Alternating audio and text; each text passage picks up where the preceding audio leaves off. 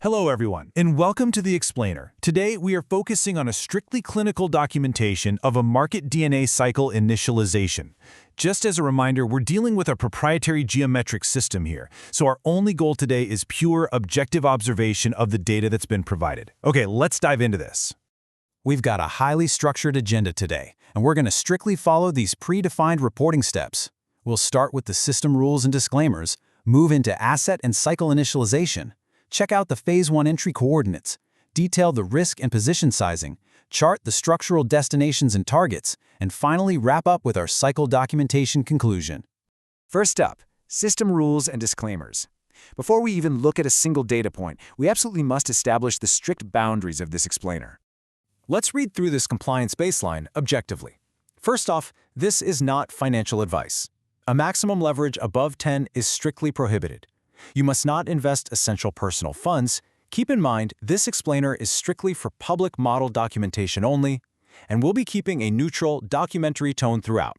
We absolutely won't be making any predictions or assumptions here today. Moving right along to asset and cycle initialization. So the crucial point is establishing our starting parameters. Here's the core metadata. The asset we're documenting today is copper. The exact date and timestamp for this record is June 5th, 2026 at 12:50 EST.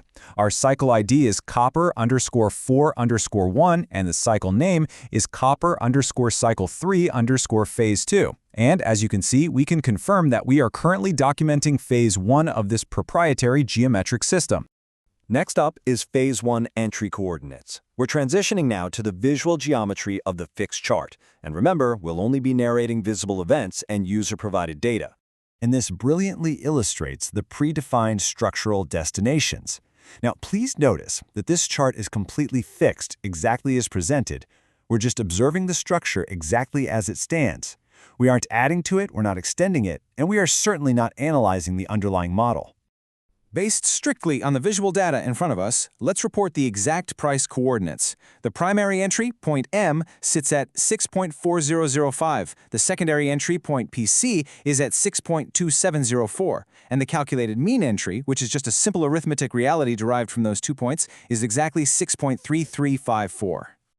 Check out these specific geometric shapes.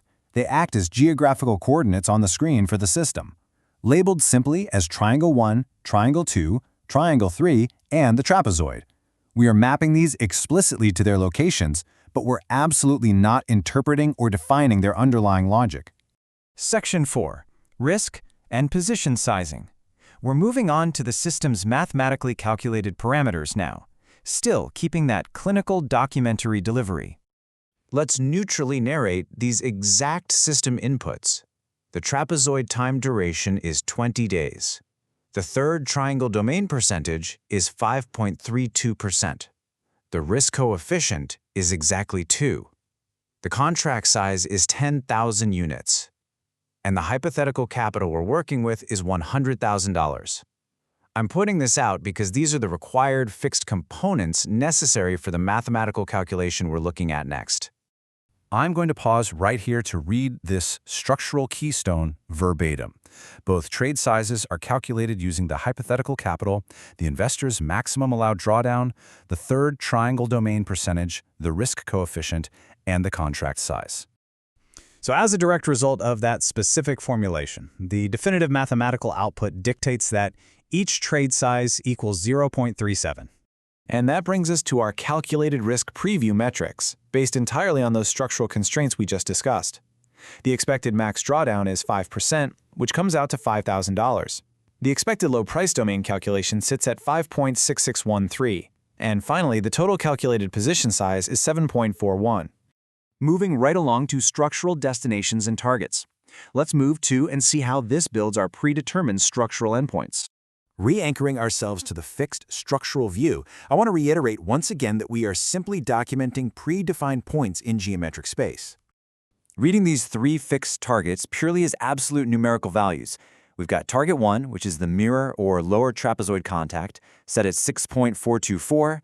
Target 2, known as apex N, sits at 6.57. And target 3, the trapezoid top completion point, is exactly 6.708.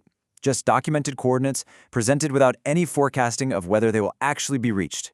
From these coordinates, the system calculates two potential arithmetic paths. Scenario number 1 is our normal path, based on that first entry at M and exiting at T3. The simple arithmetic here shows an expected profit of $1,138. The expected return is 1.13%, which translates to an expected annual return of 20.62%. Now for the mathematical projections of scenario number 2, this is the alternative path factoring in a second entry at PC and exits at T2 and T3. The expected profit calculates to $2,246. The expected return is 2.25%, making the expected annual return 41.05%. Now, we must strictly remind ourselves here that the secondary coordinate PC may or may not be reached, since both M and PC are phase 1 events only. And speaking of phases, we need to explicitly declare that phase 2, phase 3, and phase 4 events are not shown. Since data for those phases is just not visible on the phase 1 chart, it's entirely omitted from this documentation. We are strictly avoiding any completions or assumptions about unseen data. And finally, cycle documentation conclusion. Let's begin wrapping up this clinical explainer. As we end our documentation of Cycle Copper 441, you can find more of these source documents right there at marketdnaedge.com. I want to leave you with a provocative thought based strictly on the constraints we've observed today. Will the next phase be phase 2 or 3? We are navigating the market to see what happens next. Thanks so much for joining us for this explainer.